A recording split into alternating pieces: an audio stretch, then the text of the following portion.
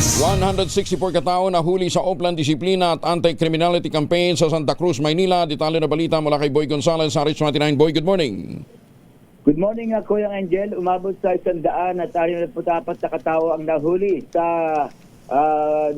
sinigwang anti-criminality operation at pinagting na pagpatupad ng mga ordinansa ng Manila sa Santa Cruz.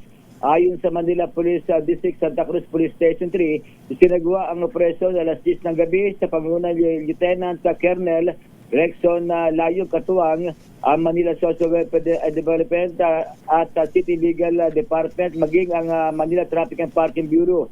Layo ng operasyon na paigtingin ng kampanya laban sa kriminalidad at ipatupad ang disiplina sa lungsod.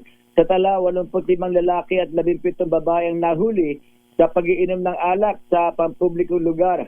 Ang panglima naman ang naaresto dahil sa paglabag sa half naked policy. Nasakip din ang 28 mendicant at 29 na menor de edad, habang isang lalaki ang nahuli dahil sa umiiral na warrant of arrest. Dinala ang mga lumabag sa mga talagang staging area kung saan sila ay naitala at napayuhan at pinalaya matapos ang dokumentasyon kasabay ng maigpit na babala. Samantala, ang mga menor de edad ay itinanover sa Manila Department of Social Welfare para sa kaukulang pangangalaga.